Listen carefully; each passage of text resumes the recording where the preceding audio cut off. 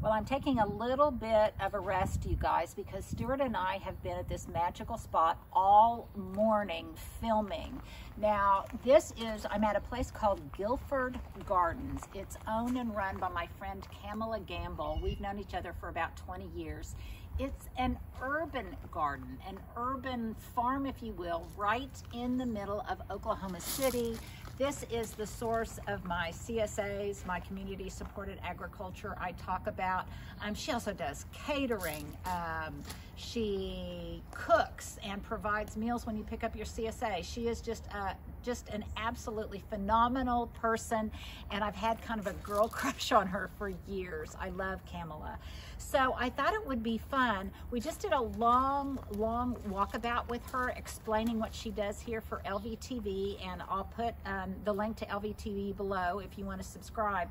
But I thought it might be fun to kind of talk about some of her signature touches on this urban farm that really make it distinctly hers. So she has two kids, a young girl and a young boy that are elementary school age, I believe.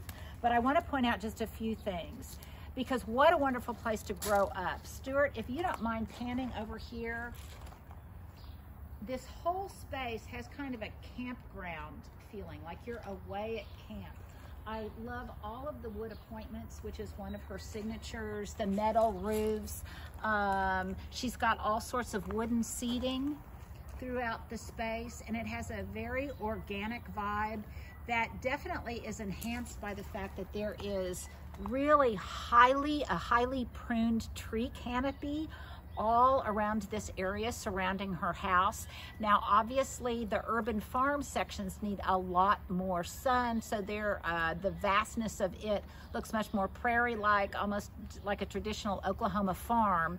So it's in another area, which I will take you to. But this whole area is just so relaxing.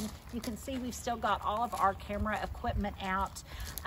But another signature touch, in addition to all of the wood tones, is the fact that she said if she finds something that works, that's low maintenance, for the gardening, the flower gardens and such around her home, the ornamental gardening, that if she finds something that works and if it's low maintenance, she just does more of it. So she's got huge pots of things like this alyssum that are just scattered throughout her landscape. And she says she just loves it because it's very easy, and she likes the drama of just one plant in one pot and the big statement that that makes. And I love that too. So that's absolutely fabulous. She loves moss rose. She has lots of stonework, both as flagstone and stepping stones throughout the landscape. She has gravel paths. I really love that, but I'll show you some more signature touches as we go along. So I'm gonna do a separate video that you guys are gonna really wanna pay attention to, because this lawn right here, this is a fescue lawn, and she does all of this organically. The only thing she uses on this fescue lawn is corn gluten meal, and I'm gonna do a video where we talk about this in greater depth. But can you believe that in Oklahoma she can have a stand of fescue like this? That is just miraculous to me, and organically as well. So, but she does have brilliant air circulation in this spot, so that helps. Another signature touch of hers is that this area surrounding the house, and then as a counterpoint, the gardens, she has the rhythm and the repetition of Nellie Stevens hollies, all circumscribing this entire area. So it creates a beautiful evergreen wall, lots of shelter for birds. It attracts tons of bees and pollinators. They're tough as nails, a great plant for Oklahoma. And so it gives lots of cohesion and unity to this area. Now, another really fun feature of hers, I love this. It's one of those kinds of elements that certainly wouldn't work everywhere, but it works beautifully in this context, and it's very Oklahoman. When she has trees that have died from whatever, but they have really interesting bark and lots of architectural interest and texture to them, then she leaves them. as just kind of almost garden art. And some of them are just absolutely beautiful. They've got kind of a Japanesque quality to them, in addition to having a real Oklahoma vibe. I love that. She's got lots of hackberries with their very distinctive bark. If you can show that, Stuart, I believe this is a hackberry. She has a number of them on her property. If I'm wrong, I'm sure somebody will point it out to me. And then she's got selective artwork and sculpture. She's got 2 kids, as I said, a son and a daughter. And so she's got these wonderful works of art right here in the middle of her garden. And stepping stones, and all of these stones, you guys, are these pavers, as you will. These are all just rounds from trees that were taken down on the property, and she recycled them here. She uses every part of her plants that she grows for her urban farm, and really every part of what her land can provide her, she puts it to use. So I want you to come over here just a little bit. I love this kind of aura of mystery as we go around these Nellie Stevens hollies to, this is her tomato, her fall tomato patch. She was a chef, is still a chef, I should say, and she worked in Chicago with Rick Bayless, the very famous Mexican chef, for years, and it informs lots of her cooking. And she grows every kind of tomato imaginable, and I get them in my CSA every week, and they're the best tomatoes on earth.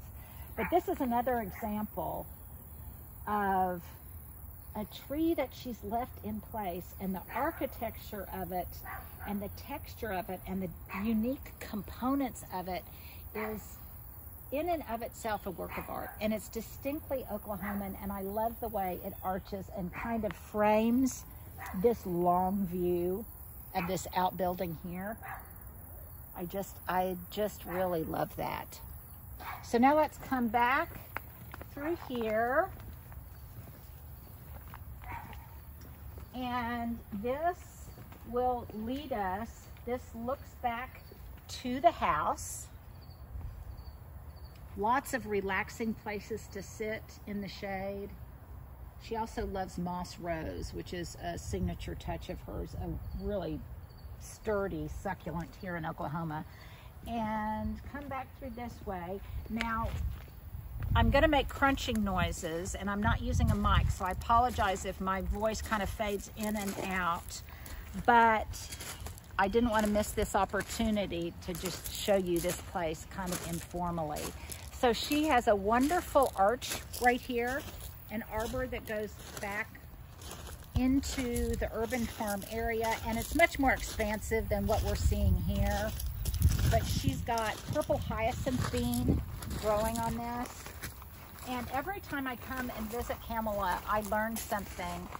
And I had never really tasted the flowers. Look at how beautiful that is. The color of hyacinth bean is just really exceptional. And I had never really tasted the flowers. And they're really sweet. And they make a wonderful component to a beautiful salad, you know, a composed salad. They're really delicious. Here, Stuart. I don't know, did you taste one earlier? And they've got a nice crunch to them, which I think is really fun. So this area in here, and Kamala is not, you can find her at guilfordgardens.com. That's Guilford gardens.com. And even though she's not certified organic, she nevertheless grows everything sustainably. And I feel so comfortable with any produce that I get from her gardens. This kind of contributes over here to that kind of camping vibe, which I don't know if it was intentional or not, but I love it. There's a fire pit over there. We should walk over here because this is a good takeaway. If you have the property, which I obviously do not,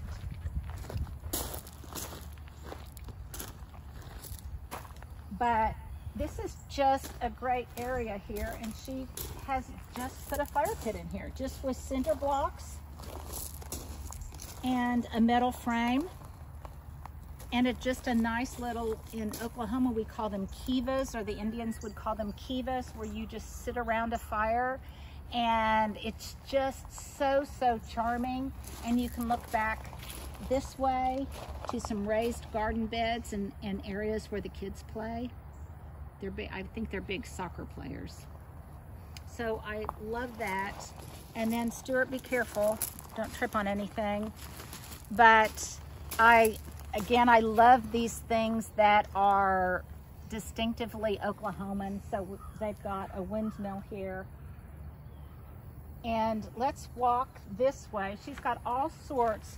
She's kind of in transition now between the summer garden and the fall garden and veggies and greens and things. She's got all drip irrigation going. And she grows an assortment of things.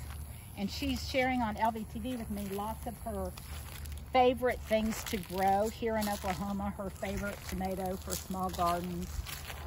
But she just has a myriad of greens, and she just told me that next year they are going to be doing complete no-till gardening, which is just such a way to, well, it's just a responsible way to garden. So she uses lots of hay, which breaks down and improves the tilth of the soil, and they're just inherently charming. And then this way, we won't go in there, but this is her chicken house. So in addition to providing greens and everything, you can also get eggs with your order, your weekly CSA order. And her husband is in construction, and he built all of these things for her. Stuart, if you can point over there, she's got an asparagus patch. And then this wonderful chicken house.